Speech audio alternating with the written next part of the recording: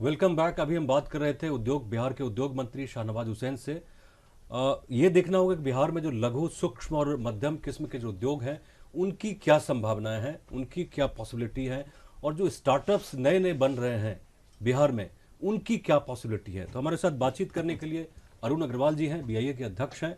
अभिनव दास हैं, इन्होंने पटना कार्ट शुरू किया हुआ है जिससे छोटे छोटे किसान इनसे जुड़ रहे हैं।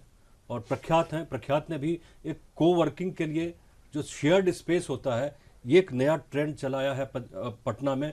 और ये पटना ही नहीं, पटना के अलावा देश के 7-8 बड़े बड़े शहरों में जो शेयरिंग स्पेस है, ये कॉन्सेप्ट इनका लाया हुआ था और काफ़ी सक्सेसफुल है। एक जो कहते हैं रे ऑफ होप, उम्मीद की जो किरण है।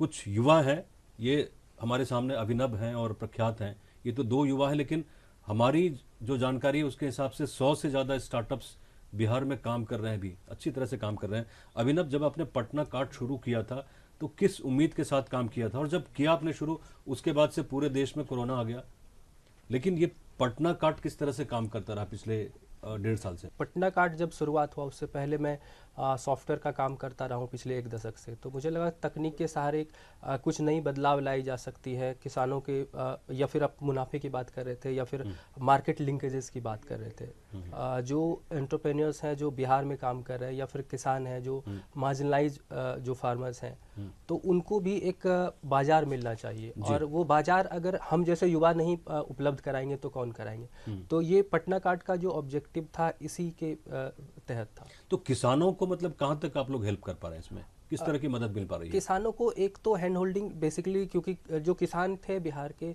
ये अभी तक रहे हैं, वो मतलब किसानी जो करते हैं या खेती जो करते हैं वो ट्रेडिशनल तरीके से करते हैं। तो हम लोगों ने पटना कार्ट के माध्यम से उनको नई तकनीक, जो उन्नत किसान जिनको बोल सकते हैं, जो नई तकनीक को अपनाएं, उसके लिए हम लोग ट्रेनिंग दें या फिर अलग अलग चीज़ें करके दिखाएं कि ये चीज़ ऐसे की जा सकती है।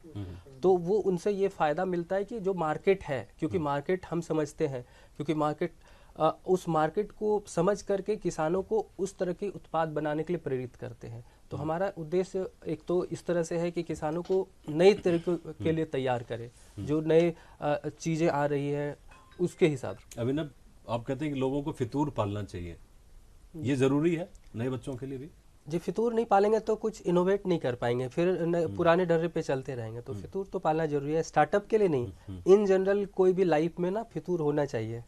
तो ये था मिशन साहस का हमारा खास कार्यक्रम। अरुण जी, आपका बहुत बहुत शुक्रिया। अभिनव, आपका भी, और प्रख्यात आपका भी।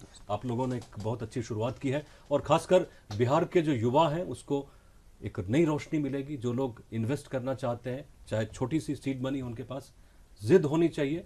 और जैसा कि अभिनव ने एक बात कही थी, मुझे काफ़ी पसंद आई, फितूर होना चाहिए आपके अंदर कुछ नया कर गुजरने का।